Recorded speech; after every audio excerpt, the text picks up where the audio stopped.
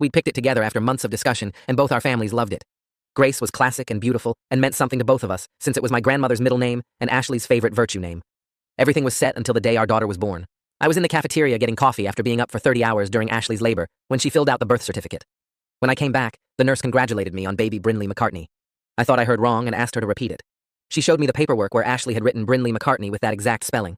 I asked Ashley what happened to Grace, and she said she'd had an epiphany during labor that our daughter needed a unique name that stood out. She said Grace was boring and common, and our daughter deserved something special. I reminded her we'd agreed on Grace for 6 months and told everyone that was her name. Ashley said she was the one who carried the baby for 9 months and went through labor, so she got final say.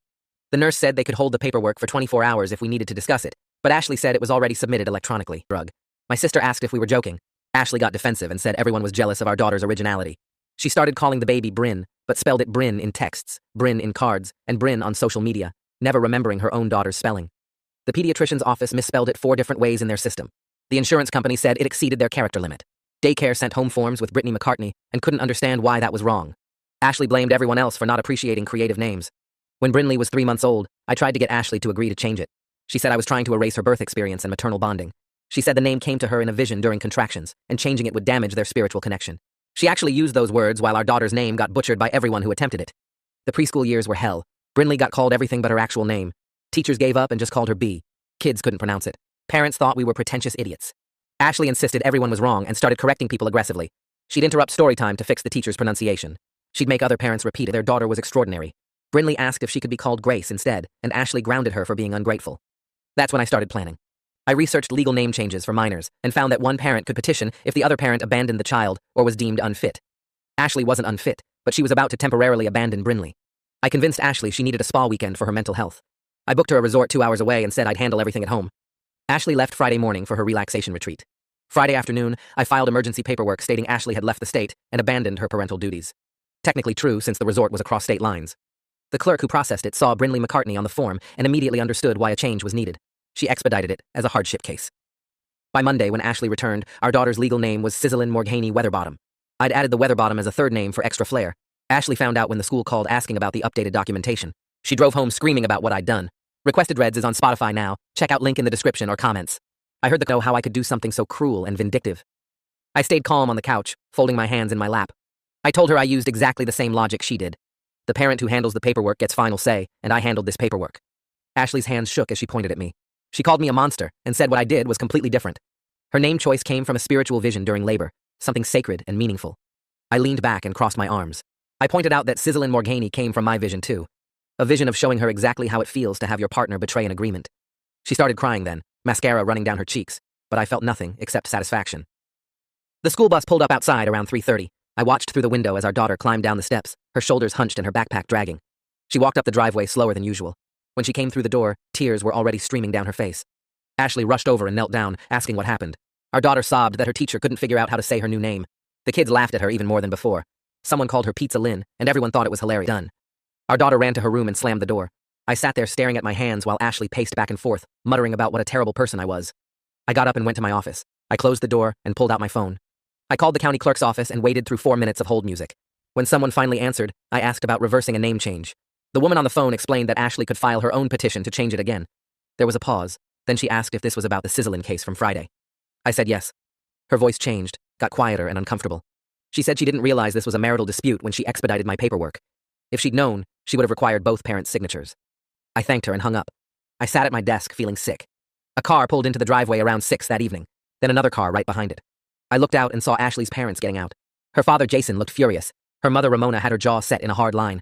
I opened the door before they could knock. Jason pushed past me without a word. He went straight to the living room where Ashley was sitting with our daughter. Ramona followed him but stopped to look at me. She wouldn't meet my eyes directly.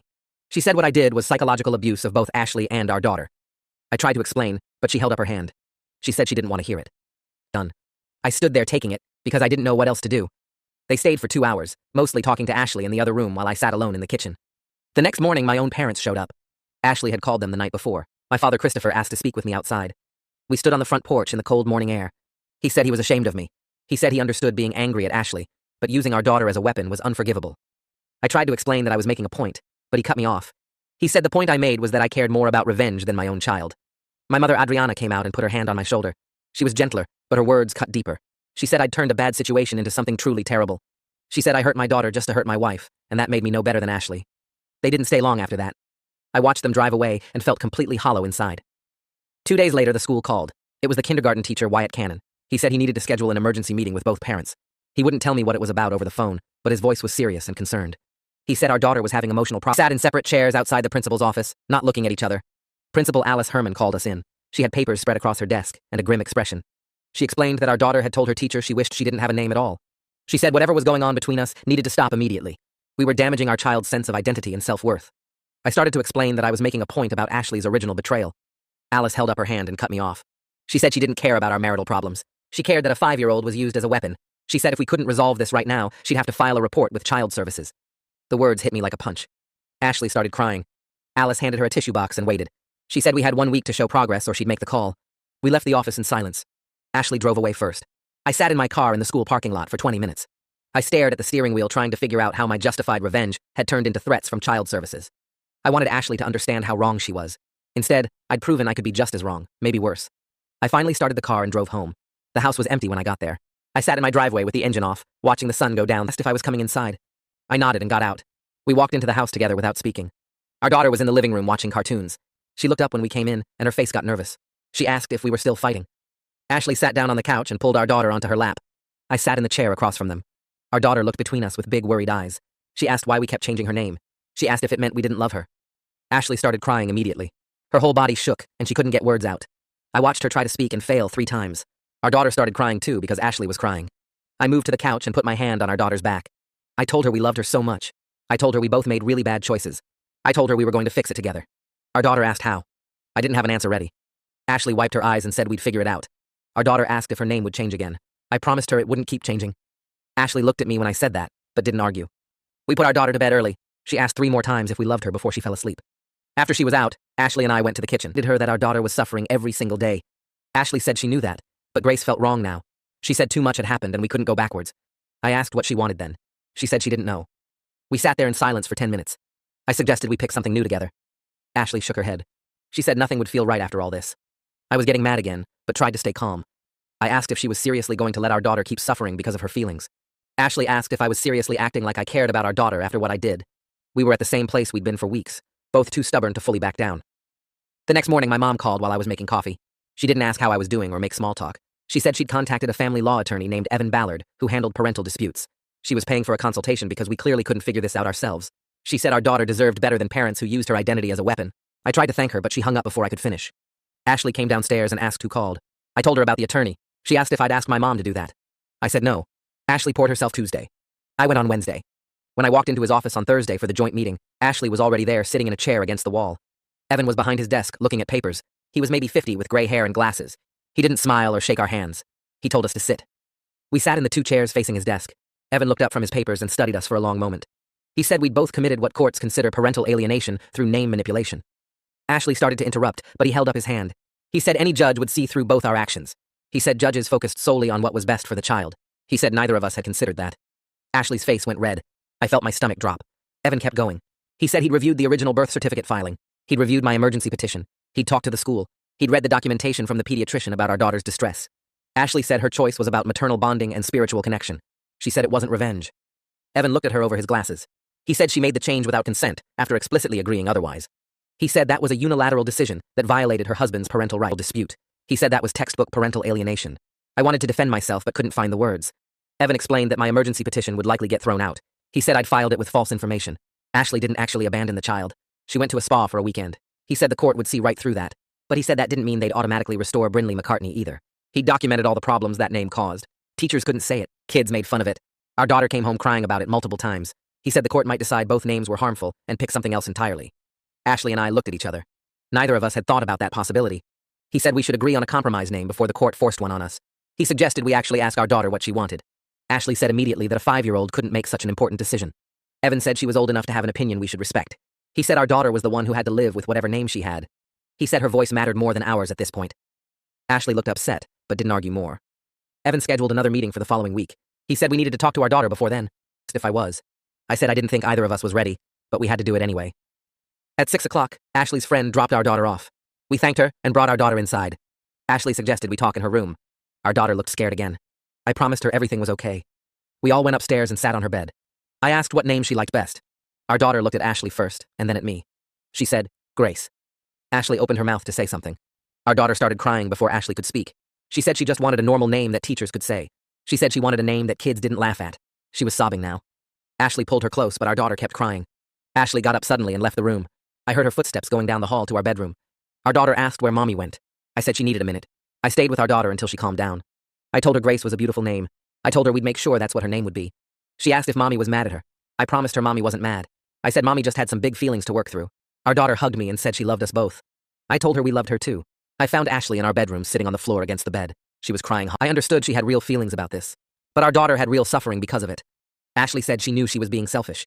She said she couldn't help how she felt. I put my arm around her shoulders. I said our daughter's happiness mattered more than our egos or experiences. I said we needed to put her first for once. Ashley turned to look at me. She asked if I could really say I put our daughter first. She said I changed her name to something even worse out of spite.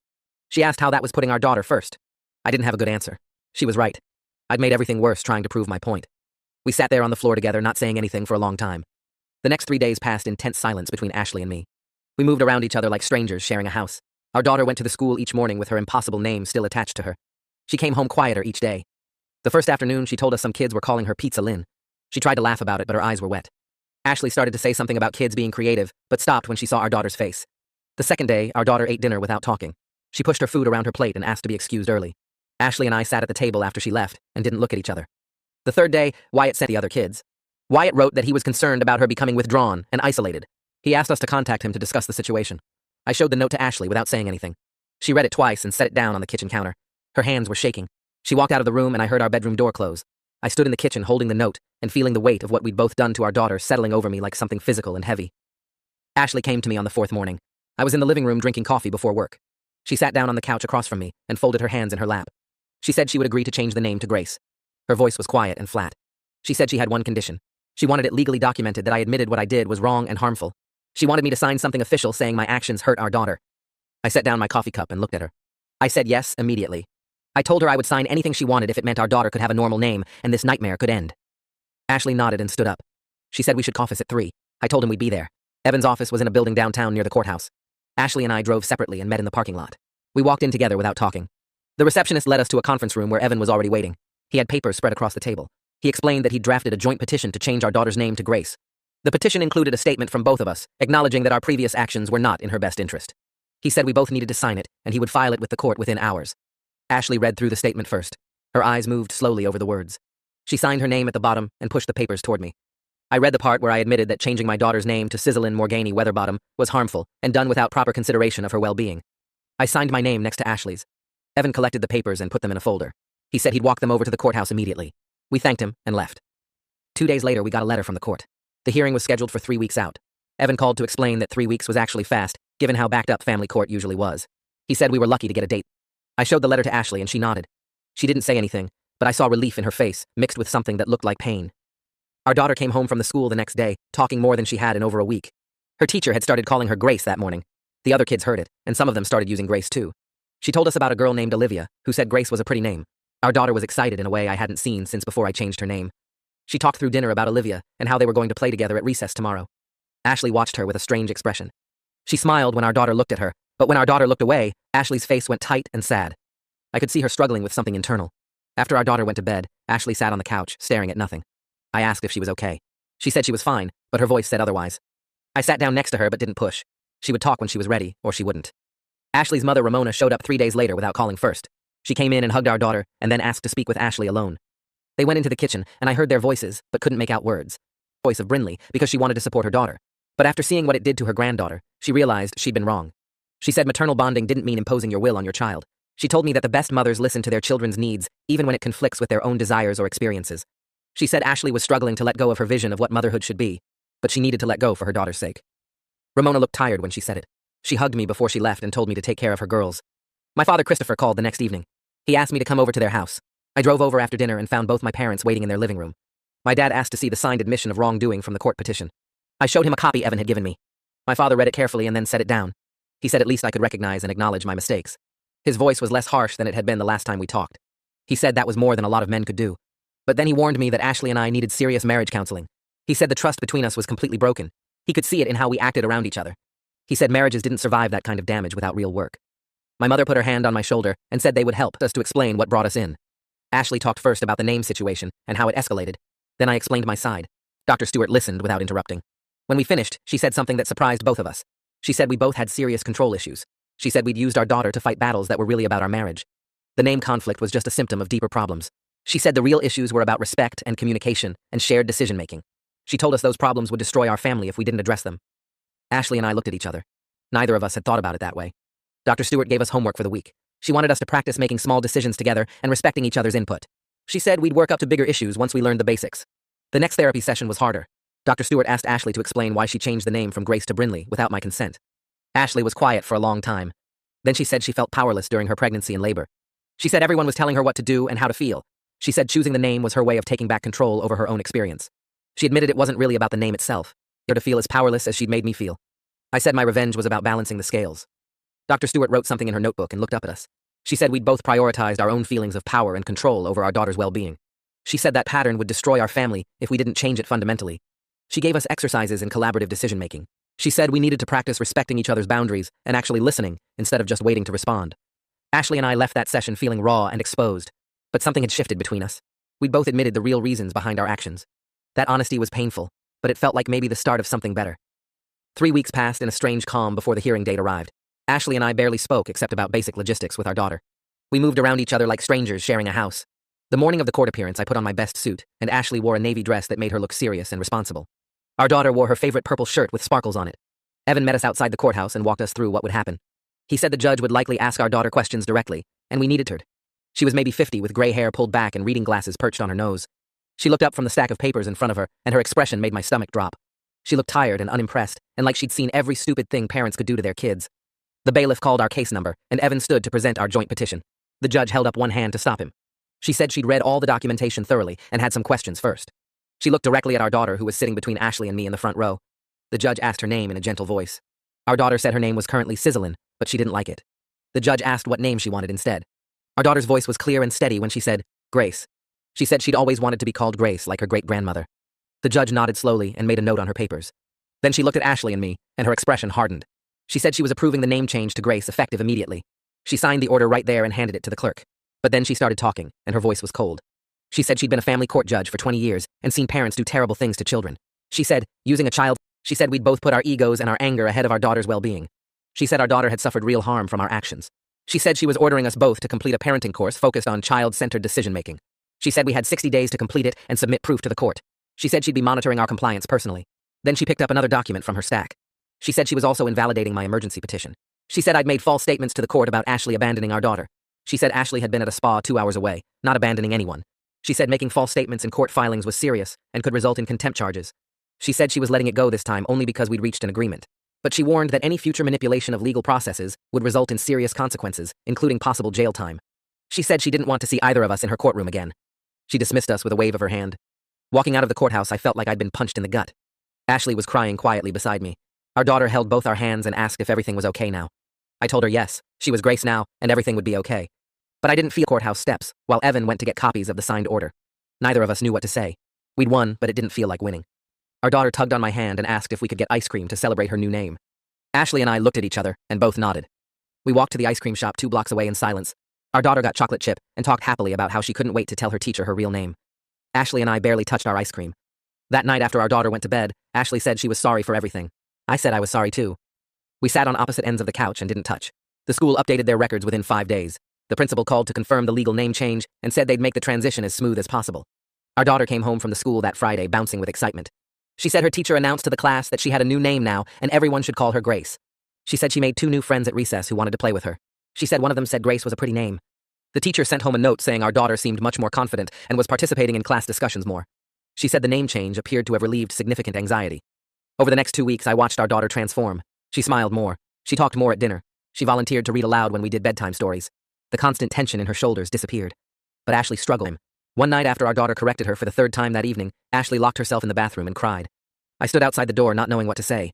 Our therapy sessions continued twice a week. In one session, Ashley finally broke down about the name situation. She said she felt like she was erasing the most important moment of her life. She said giving birth had transformed her, and choosing that name had been part of claiming her identity as a mother. The therapist listened and then asked Ashley if her identity as a mother was more important than her daughter's identity as a person. Ashley was quiet for a long time. Then she said, no. The therapist helped her work through other ways to honor her birth experience. She suggested Ashley could write about it, create art about it, find a support group. She said Ashley needed to separate her own transformation from her daughter's identity. They weren't the same thing. In another session, the therapist focused on me. She asked why I'd felt the need to retaliate so dramatically. I explained that Ashley had humiliated me and broken our agreement and made me look like a fool. The therapist asked if making Ashley feel powerless had made me feel better. I admitted it had at first. Then it had made everything worse. Classes the judge ordered started 3 weeks after the hearing. They met Tuesday evenings at a community center. The first night, Ashley and I sat in folding chairs in a circle with 8 other parents. The instructor was a woman named Sandra, who'd been a social worker for 30 years. She didn't ask why we were court-ordered to be there. She just started teaching. The classes covered things like collaborative decision-making and putting children's needs first. Sandra taught us frameworks for discussing disagreements without fighting. She taught us how to check our egos at the door when making choices that affected our kids. She had us do role-playing exercises that felt stupid at first, but actually helped. We met other parents who'd made different mistakes, but similar ones in spirit. One couple had fought over their son's medical treatment until he'd ended up in the hospital. Another couple had used their daughter's college choice as a battleground. Everyone in that room had put their own needs ahead of their kids' well-being. It helped to know we weren't uniquely terrible. As the weeks passed, Ashley's relationship with our daughter improved. I'd watch them together and see Ashley making a conscious effort to just let Grace be a kid. She stopped trying to make every moment meaningful or special. She stopped trying to prove something through her parenting. Grace started coming to Ashley more often for comfort when she was upset. They'd cuddle on the couch watching cartoons, and Ashley would stroke her hair. Grace started asking Ashley to help with homework and read bedtime stories. The Trust movie we watched on Friday nights. Small things that showed her opinion mattered. She seemed surprised at first, like she wasn't used to being asked. One evening while we were reading together before bed, she got quiet and looked up at me. She said she'd been scared when her name kept changing. She said she didn't know who she was supposed to be. I felt my chest get tight hearing her say that. I told her I was sorry for putting her through all of it. I said I'd made bad choices because I was angry at her mom, but that wasn't her fault. She hugged me and said it was okay, because her name was Grace now, and she liked being Grace. I held her close and promised myself I'd never use her to hurt Ashley again. 3 months after the courthouse hearing, Grace came running in from the bus stop waving a piece of construction paper. She'd done a family art project at the school where she drew stick figures of all of us. There was me with brown hair and glasses. There was Ashley with long yellow hair. There was Grace herself in the middle holding both our hands. Under each person, she'd written our names in her careful kindergarten handwriting with some letters backwards. Under my stick figure, it said Dad. Under Ashley's, it said Mom. Under her own, it said Grace, with the G written extra big. Ashley and I both a magnet. Every time I walked past it that week, I stopped to look at that name written in wobbly letters. Grace. Just Grace. Ashley and I kept going to therapy every week. The therapist gave us exercises to practice at home. We had to discuss small decisions together before making them, even stupid things like what color towels to buy or where to go for lunch. It felt awkward at first, checking in with each other about everything. But slowly, it started feeling more natural. We got better at actually listening, instead of just waiting for our turn to talk. We learned to say things like, I hear what you're saying, and help me understand your perspective. It sounds corny, but it actually helped. We weren't back to where we were before Brinley happened. That version of us was gone. But we were building something new that felt more honest. We both knew what the other person was capable of now. There was no pretending we were perfect partners who always agreed. We were two people who'd hurt each other badly, and were trying to do better. Family dinners with our parents got easier over time. My mom and dad started coming over again for Sunday meals. Ashley's parents joined us too. The first few dinners were tense with lots of careful conversation about safe topics. Mom told Ashley the same thing. But nobody let us forget what happened either. My sister still made jokes about pharmaceutical names. Jason would randomly say, weather bottom, and shake his head. They'd turned the whole disaster into a family cautionary tale. Whenever someone was about to make a unilateral decision about anything, someone else would say, remember the name situation, and everyone would laugh. It was embarrassing, but probably what we deserved. Parent-teacher conferences happened in November. Ashley and I sat together in the tiny kindergarten chairs while Wyatt stood by his desk with Grace's folder. He said she'd made remarkable progress both in her schoolwork and with making friends. He said she was participating more in class and seemed much happier. He showed us her reading scores, which had jumped up significantly. He said she was one of the top readers in the class now. He was diplomatic and never mentioned the earlier problems with her name, or the crying, or the isolation. But we could see the relief on his face that the situation had resolved. He probably thought we were the worst parents he'd dealt with in his career. After the conference, we thanked him for his patience, and he just nodded and said, Grace was a wonderful kid. Walking out to the parking lot, Ashley grabbed my hand and squeezed it. We both knew how close we'd come to really damaging our daughter. A few weeks later, Ashley showed me something she'd been writing. It was a letter to Grace that she planned to save and give her when she was older. Maybe it had during contractions, and how real it felt at the time. But then she apologized for not thinking about what Grace would have to live with. She apologized for prioritizing her own feelings over Grace's actual life. She apologized for the years of struggle and embarrassment. The letter was honest and painful to read. Ashley cried while I read it. When I finished, I told her it was good that she'd written it down. I told her it helped me understand her thinking better, even though I still thought she'd been wrong. She said she knew she'd been wrong now. She said she just needed Grace to know someday that it came from a real place, not from cruelty. That conversation made me realize I needed to write my own letter. I spent a week working on it at night after everyone went to bed. I wrote to Grace about the sizzling revenge and why I'd done it. I explained how angry and humiliated I'd felt when Ashley changed her name without asking me. I explained how I'd wanted Ashley to feel that same powerlessness.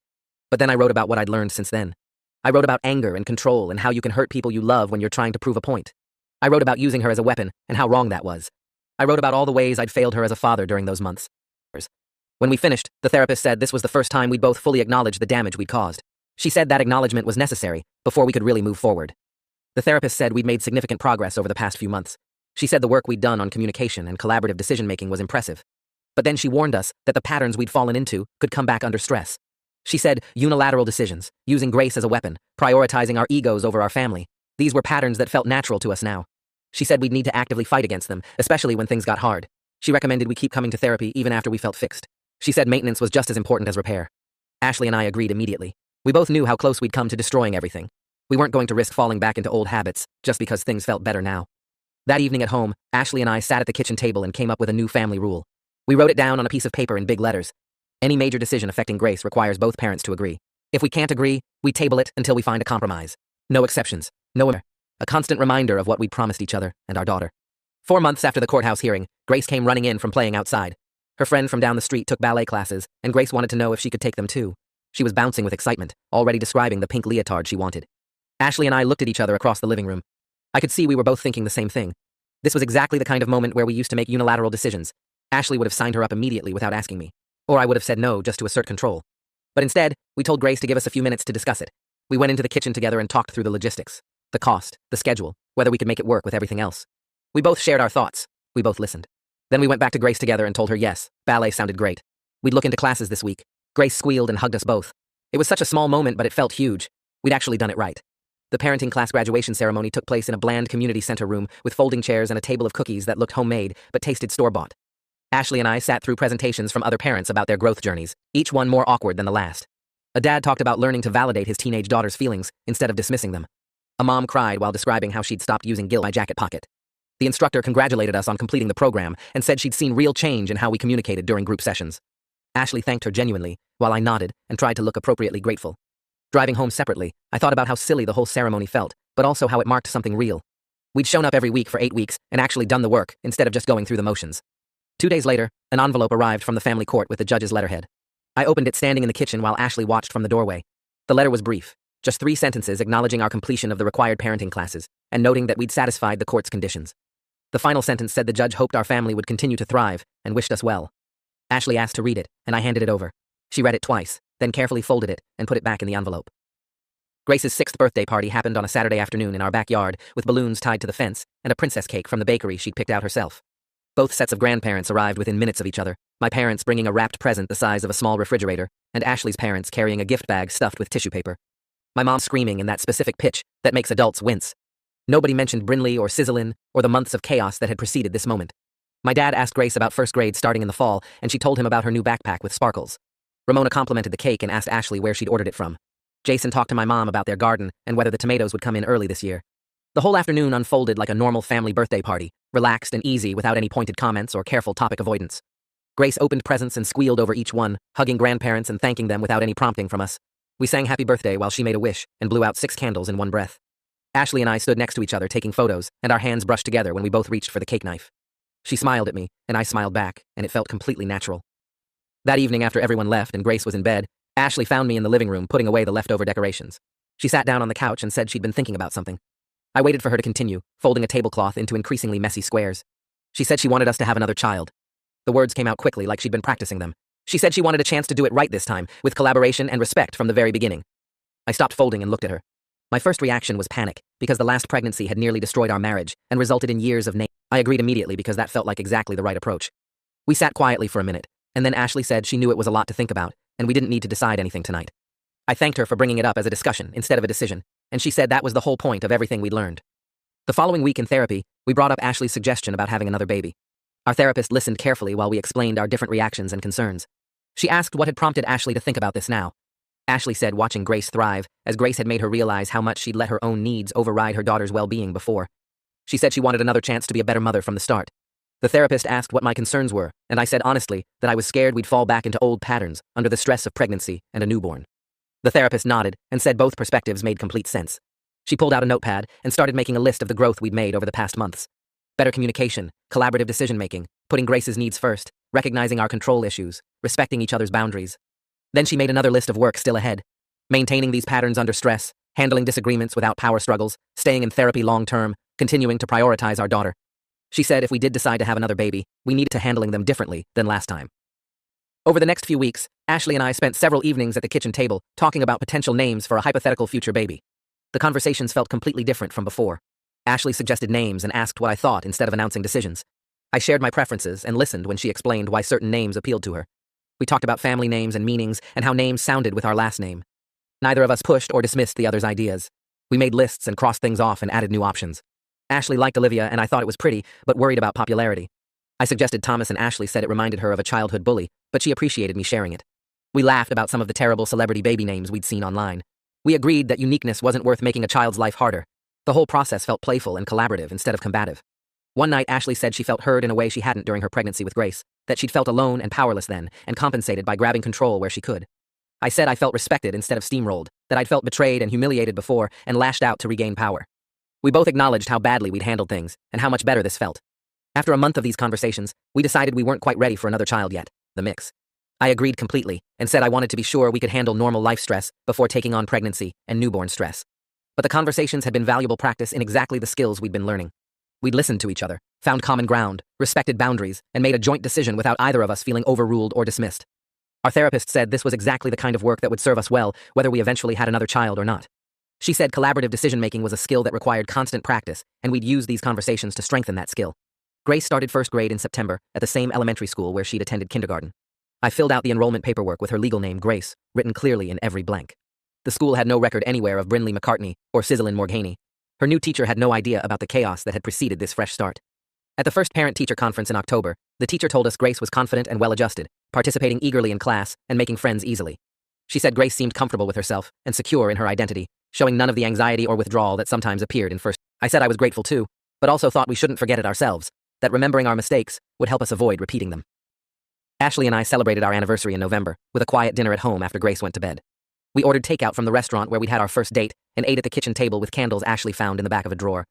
We talked about how close we'd come to destroying our marriage over names and control and ego. Ashley said there were months when she genuinely thought we might not make it, when the anger and betrayal felt too big to overcome. I admitted I'd felt the same way, that I'd wondered if we'd damaged things beyond repair. But we'd both chosen to do the hard work instead of giving up or staying stuck in our patterns. We renewed our commitment to each other, and to Grace, right there at the kitchen table with cold Chinese food and half-melted candles.